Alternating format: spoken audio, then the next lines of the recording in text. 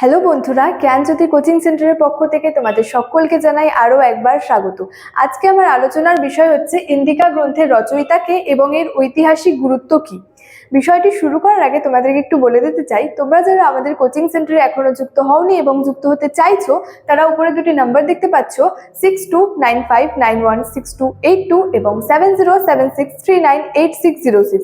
এই দুটি নাম্বারের মধ্যে যে কোনো একটি নাম্বারে যোগাযোগ করে আমাদের সঙ্গে কিন্তু যুক্ত হয়ে যেতে পারো। এই দুটি নাম্বার হলো আমাদের জ্ঞানজ্যোতি কোচিং সেন্টারের অফিসিয়াল হেল্পলাইন নাম্বার। তো দেরি না করে আজকের বিষয় সম্পর্কে আলোচনা শুরু করছি। দেখো, ইন্ডিকা গ্রন্থের রচয়িতা কে।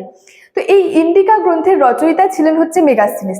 এবার স্বাভাবিক যে মেগাস্থিনিস কে ছিলেন, যে সকল বিদেশিদের রচনা এই প্রাচীন ভারতের ইতিহাসের উপাদান হিসেবে বিশেষভাবে গুরুত্বপূর্ণ, সেই সকল বিদেশিদের মধ্যে একজন ছিলেন হচ্ছে, অন্যতম ছিলেন মেগাস্থিনিস।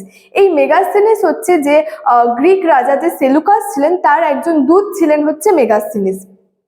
তো এই গ্রিক রাজা যে সেলুকাস একদিন হচ্ছে যে মেগাস্থিনিস নামে এক দূতকে কিন্তু এই মৌর্য সম্রাট চন্দ্রগুপ্ত মৌর্যের কিন্তু রাজসভায় পাঠিয়েছিলেন এবং মেগাস্থিনিস দীর্ঘদিন ধরে ভারতে বসবাস করেন এবং ভারতের বিভিন্ন জায়গায় ভ্রমণ করেন এবং তিনি তার যে ভারত ভ্রমণের অভিজ্ঞতা বা যে ভারত ভ্রমণের যে বিবরণ সেটা হচ্ছে লিপিবদ্ধ করেন গ্রিক ভাষায় এবং তার এই ভারত ভ্রমণের যে বিবরণ সেটার নাম ছিল হচ্ছে ইন্ডিকা। তো এরপরে যদি বলি যে এই ইন্ডিকা গ্রন্থটির ঐতিহাসিক গুরুত্ব কি।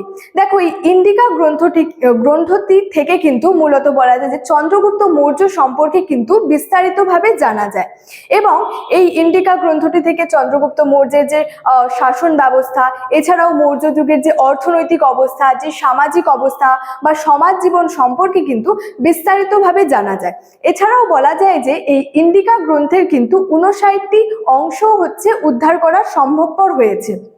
এছাড়াও বলা যায় যে এই ইন্ডিকা গ্রন্থটি থেকে কিন্তু ভারত ও তাম্রপর্ণীর যে বিবরণ, এছাড়াও পাটলিপুত্র নগরের বিবরণ, ভৌগোলিক অবস্থান সম্পর্কে, এছাড়াও যে সেখানের পৌরশাসন সম্পর্কে কিন্তু বিস্তারিতভাবে জানা যায়।